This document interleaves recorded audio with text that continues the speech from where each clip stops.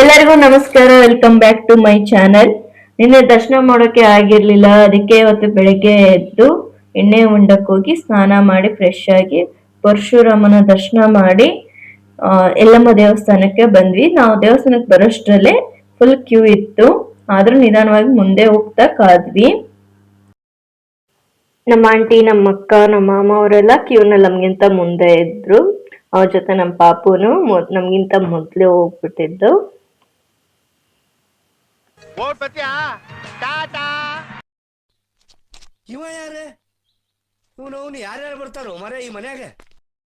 ಅದ್ರಲ್ಲೊಂದು ವಿಷಯ ನೋಡಿ ಬೇಜಾರಾಯ್ತು. ಕ್ಯೂ ಜಾಸ್ತಿ ಇದೆ ಅಂತ ಕೆಲವರು ದೇವ್ರು ಬಂದಾಗ ನಾಟಕ ಮಾಡ್ಕೊಂಡು ಜನ ಸೈಡ್ ಮಾಡ್ಕೊಂಡು ಮುಂದೆ ಓಡೋಗ್ತಿದ್ರು. ನೋಡ್ದವ್ರಿಗೆ ಅದು ನಟನೆ ಅಂತ ಗೊತ್ತಾಗ್ತಿತ್ತು. ಇದನ್ನೆಲ್ಲ ಕಣ್ಣಿಂದ ನೋಡಿ ಕಂಗಾಲ ಆಗ್ಬಿಟ್ಟಿದೀನಿ. ಬೇಕಣ್ಣ, ನಿಜವಾಗೂ ಎಮರ್ಜೆನ್ಸಿ ಇದ್ರೆ ಅದು ಬೇರೆ ಮಾತು, ಆದ್ರೆ ಈಗ ಮಾಡಿ ಉಳಿದ ಭಕ್ತರಿಗೆಲ್ಲ ತೊಂದರೆ ಕೊಡೋದು ಸರಿಯಲ್ಲ ಅಲ್ವಾ? ದೇವ್ರ ಮುಂದೆ ಎಲ್ರೂ ಒಂದೇನೆ. ಈ ತರ ನಾಟಕಗಳು ಮಾಡ್ಕೊಂಡು ಮೋಸ ಮಾಡಿದ್ರೆ ದೇವ್ರು ಹೊಳಿತಾನೆ ಅನ್ನೋ ಸುಳ್ಳು. ಕೊನೆಗೂ ನಮಗೂ ದರ್ಶನ ಆಯ್ತು. ಹೊರಗಡೆ ತೀರ್ಥ ಕೊಡ್ತಿದ್ರು. ತುಂಬಾ ನೆಮ್ಮದಿಯಿಂದ ದೇವ್ರ ದರ್ಶನ ಮಾಡ್ಕೊಂಡು ಹೊರಗೆ ಬಂದ್ವಿ. ಎಲ್ಲ ದರ್ಶನ ಎಲ್ಲ ಮುಗೀತು. ರೂಮ್ಗೆ ಹೋಗ್ಬೇಕಿತ್ತು, ಪಡ್ಲಿಗೆ ಪೂಜೆ ಮಾಡೋದಿತ್ತು, ಅದಕ್ಕೆಲ್ಲ ಪ್ರಿಪ್ರೇಷನ್ ಮಾಡ್ತಿದ್ರು. ರೂಮಲ್ಲೂ ಅಜ್ಜಿನ ಬಿಟ್ಟು ಬಂದಿದ್ವಿ. ಅಜ್ಜಿ ಎಲ್ಲ ಸ್ವಲ್ಪ ಅಡುಗೆಗಳನ್ನ ನೈವೇದ್ಯಗಳನ್ನ ಮಾಡಿತ್ತು. ಮತ್ತೆ ಹೋದ್ಮೇಲೆ ನಾವು ಕೆಲಸ ಎಲ್ಲ ಮಾಡಿದ್ವಿ. ಓದಿದ್ದೆಲ್ಲ ನೈವೇದ್ಯ ಮಾಡಿಕೊಂಡು ಜೋಗಮ್ಮ ಅವ್ರನ್ನ ಕರೆದು ಪಡ್ಲಿಗೆ ಪೂಜೆ ಎಲ್ಲ ಮಾಡಿದ್ವಿ. ಪಡ್ಲಿಗೆ ಪೂಜೆ ವಿಶೇಷನ, ಮಹತ್ವನ ಮತ್ತೆ ಹೇಗೆ ಮಾಡ್ತಾರೆ ಅನ್ನೋ ಸಂಪೂರ್ಣ ವಿಡಿಯೋ ನನ್ನ ಚಾನಲ್ನಲ್ಲಿದೆ. ಅದರ ಲಿಂಕನ್ನು ಡಿಸ್ಕ್ರಿಪ್ಷನ್ ಬಾಕ್ಸ್ನಲ್ಲಿ ಕೊಟ್ಟಿದ್ದೀನಿ, ಮಿಸ್ ಮಾಡದೆ ಹೋಗಿ ನೋಡಿ.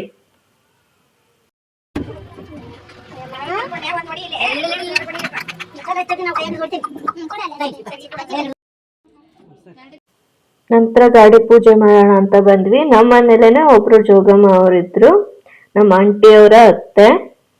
ಅವ್ರ ಕೈಲೇನೆ ಗಾಡಿ ಪೂಜೆ ಮಾಡಿಸ್ತಿದೀವಿ.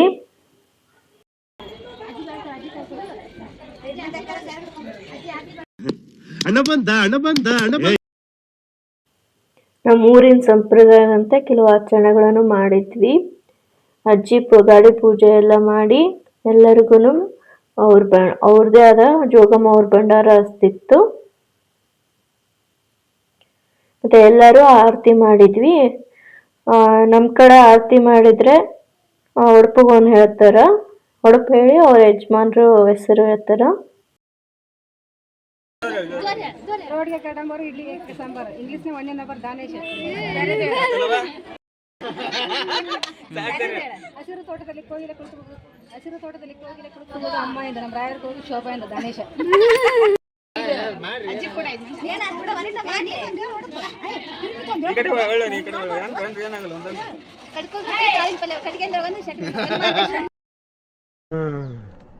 ಅಪ್ಪಿ, ಇದು ಯಾವ್ದೋ ಫ್ಲಾಶ್ ಬ್ಯಾಕ್ ರೆಬಲ್ ಸ್ಟಾರ್ ಅಂಬರೀಶ್ದು ಹಳೇದು. ಅಕ್ಕಿಲ್ಲ, ಬೆಳೆ ಇಲ್ಲ, ಚಕ್ರ ಕತೆ ಇದಂಗಿದೆಯಲ್ಲಪ್ಪಿ.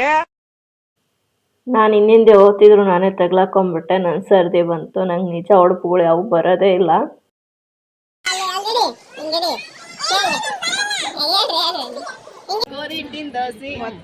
ಒತ್ತಂಗ ಬೇಸಿ ಕಾಸಿ ಪುಡಿ ಪುಡಿ ಅಂದ್ರೆ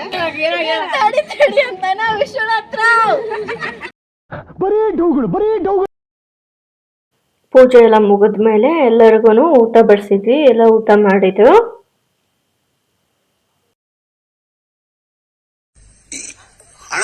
ಸಖತ್ ಆಕ್ಟಿಂಗ್ ಮಾಡ್ತಿದ್ವಿ ಕಾರಣ.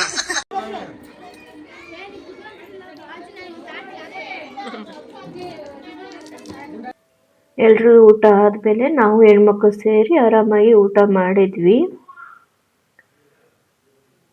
ಊಟ ಮಾಡ್ಕೊಂಡವರು ಎಲ್ಲ ಬೆಳೆಸ್ತಿದ್ರು. ನಮ್ಮ ಅಕ್ಕ ಅವರು, ನಮ್ಮ ರಾಜಿ ಊಟ ಎಲ್ಲ ಬೆಳೆಸ್ತಿದ್ರು.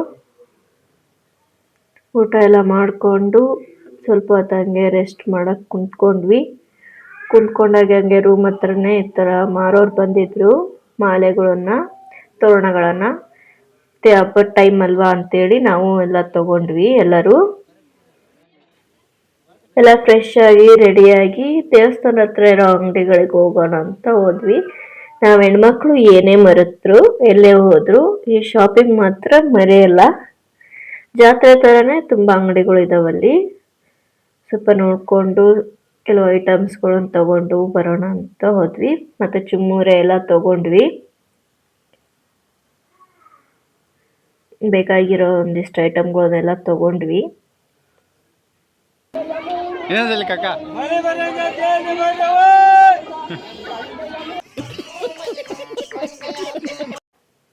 ಜಾತ್ರೆ ಎಲ್ಲ ಮಾಡ್ಕೊಂಡು ಬಂದ್ವಿ.